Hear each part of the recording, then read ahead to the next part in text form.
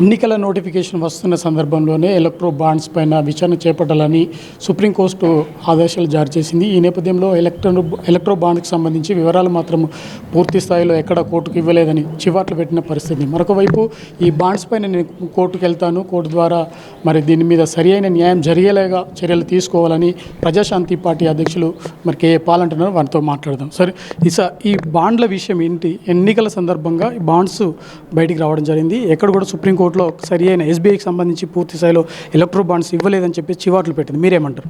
నా మిత్రులు కపిల్ సిబ్బల్ గారు, ప్రశాంత్ భూషణ్ గారు 32 సంవత్సరాలు 92 నుండి నేను చీఫ్ జస్టిస్ ఆఫ్ ఇండియాకి రాయడం జరిగింది. ఈ ఎలక్ట్రల్ బాండ్ల గురించి అనేక సార్లు మీతో నేను మాట్లాడడం జరిగింది.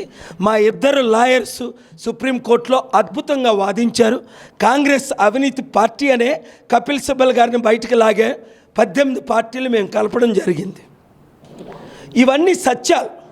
కానీ మన తెలంగాణలో మెగా కృష్ణారెడ్డి 1200 కోట్లు బీజేపీకి ఇవ్వడం, ఇతర పార్టీలు 100 కోట్లు ఎక్కడి నుంచి ఇచ్చారు? కాళేశ్వరం ప్రాజెక్టు 1,10,000 కోట్లది, 50-60 కోట్లు మిగిల్చుకొని 100 కోట్లు వీళ్ళకి, 1000 కోట్లు వాళ్ళకి ఇచ్చి అవినీతి చేస్తున్నాడని సిబిఐ డైరెక్టర్ జైస్వాల్కి జూన్ 21, 2022లో కంప్లైంట్ చేశాను. ఆర్డర్ తెండి ఇన్వెస్టిగేట్ చేస్తామని బీజేపీ వాళ్ళు నాకు ప్రామిస్ చేశారు. ఇప్పుడు అర్థమైంది బీజేపీ ఎందుకు ఇన్వెస్టిగేట్ చేయట్లేదు.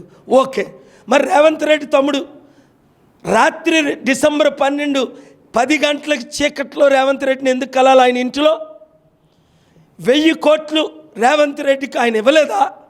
కాంగ్రెస్ పార్టీకి ఇవ్వలేదా? బ్లాక్ మనీ ఇవ్వలేదా? నేను ఇన్వెస్టిగేట్ చేయిస్తాను.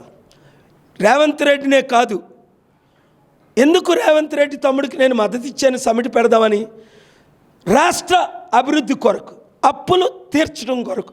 కేసీఆర్ గారు 10 సంవత్సరాలు సమిట్లు పెట్టలేదు, రేవంత్ రెడ్డి పెడతానని. కానీ ఇంతవరకు వీడియో ఇచ్చారే కానీ లెటర్ ఇవ్వలేదు.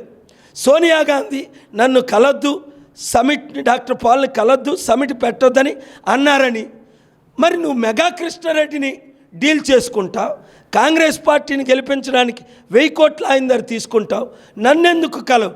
సిబిఐ ఎంక్వైరీ చేస్తాను. నువ్వు సోనియా గాంధీని ఒప్పించేనా రాష్ట్రం కొరకు బయటకు వచ్చి నాతో సమిట్లు పెడితే మండే లోపుని ఈ విషయం డిస్కస్ చేస్తే ఊరుకుంటా. లేకపోతే హైకోర్టు చీఫ్ జస్టిస్ ఈ వారం ఆంధ్రప్రదేశ్లో 2 orders, Modi government steel plant 8 లక్షల కోట్లది 8,000 కోట్లకి అమ్ముతుంటే ఆపా. ఇంకెవరైనా ఆపారా? 3 సంవత్సరాలు. ఈ వారం చూడండి, ఆంధ్రప్రదేశ్ హైకోర్టు డైరెక్షన్ ఇచ్చింది మోదీ గవర్నమెంట్కి, స్టేట్ గవర్నమెంట్ జగన్మోహన్ రెడ్డికి, స్టీల్ ప్లాంట్ అథారిటీస్కి. అది నా సత్తా. అలాగే ఎలక్షన్కి నోటిఫికేషన్ ఇచ్చారు. ఎలక్షన్ ఏప్రిల్లో ఏంటి, మేలో కౌంటింగ్ ఏంటి, 35 రోజులు ఈవీఎంలు ఎవరు కాపాడుతారు అని నేను ఆర్గ్యూ చేశాను కోర్టు 17లో, కోర్టు 1లో. అది కూడా నోటిఫికేషన్ ఇచ్చారు, నోటీసులు ఇచ్చారు, చట్టం ఫాలో అవ్వమన్నారు. 2లో 2 గెలిచాను. ఇక్కడ కామారెడ్డి రైతుల కొరకు పోరాటం చేసి గెలలేదా? కేసీఆర్ సెక్రటరేట్ ఫిబ్రవరి 17 గత సంవత్సరం ఆయన ఓపెన్ చేసుకుంటానంటే నేను ఆపలేదా? 5 సార్లు ఆర్గ్యుమెంట్ చేసి తెలంగాణ హైకోర్టు కోర్టు 1లో. అదేవిధంగా ఎవరిని విడిచిపెట్టను. నేను స్టార్ట్ చేశానంటే మీరు పైకైనా పోవాలి, మీ పార్టీ భూస్థాపితమైనా అవ్వాలి. That's K A Paul. Either you work with us to solve the problems of Telangana, of Andhra Pradesh chief ministers. Otherwise I am calling all party MLAs, MPs, quit them. BC Pawan Kalyan ఏమో కమ్మడి పార్టీ కమ్ముడిపోయాడు, ముద్రగడ పద్మనాభమేమో రెడ్ల పార్టీ కమ్ముడిపోయాడు. 5% ఉన్న రెడ్లేనా మనం లేలాలి? 12 మంది ముఖ్యమంత్రులు.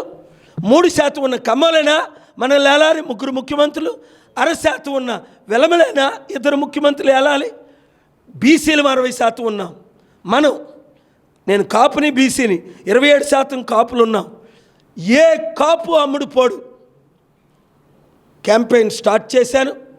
ఇప్పుడు ఎంతమంది లీడర్స్ నా కొరకు క్యాంపెయిన్ చేస్తున్నారో ఆంధ్రప్రదేశ్లో, విశాఖపట్నంలో మీకు తెలుసు. విశాఖపట్నం ఎంపీగా నన్ను గెలిపించండి, దేశాన్ని కాపాడండి. తెలంగాణ రాష్ట్రంలో కవిత అరెస్ట్ పైన మీరు ఏమంటారు? గతంలో కూడా సిబిఐ విచారణ చేపట్టాలని చెప్పేసి అన్నారు. ఒకవైపు లిక్కర్ స్కామ్ కావచ్చు, లేదంటే కాళేశ్వరం ప్రాజెక్ట్ కావచ్చు. తాజాగా ఆమెను అరెస్ట్ చేశారు. అది ఓల్డ్ న్యూస్. ఎప్పుడో చెప్పాను కవిత అరెస్ట్ అవుతుందని. అది సబ్జెక్ట్ కాదు. ఇప్పుడు సబ్జెక్ట్ ఏంటంటే 25 మంది హైదరాబాద్ లీడర్స్, మెగా కృష్ణారెడ్డి, పార్థసారథి రెడ్డి, రామేశ్వరం, 100,000 కోట్లు కంబైన్డ్గా బీజేపీకి ఇస్తున్నారు, కాంగ్రెస్కి ఇస్తున్నారు, బీఆర్ఎస్కి ఇస్తున్నారు. లక్షల కోట్లు దోచుకుంటున్నారు, ప్రజల డబ్బు 1,000 కోట్లు ఇస్తున్నారు. వాళ్ళ మీద కేసేసి ఒక్కొక్కరిని జైలుకి పంపిస్తా. That's K A Paul. Thank you sir, thank you. మొత్తం మీద బీజేపీ పార్టీకి, కాంగ్రెస్ పార్టీకి సంబంధించి డబ్బులు అయితే పెట్టుబడి పెట్టారో వారందరినీ కూడా, హైదరాబాద్కు సంబంధించి 25 మంది ఉన్నారు వ్యాపారవేత్తలందరినీ కూడా నేను కోర్టుకు మెట్లకు ఈడ్చే వరకు ఊరుకునే పరిస్థితి లేదు అంటున్నారు.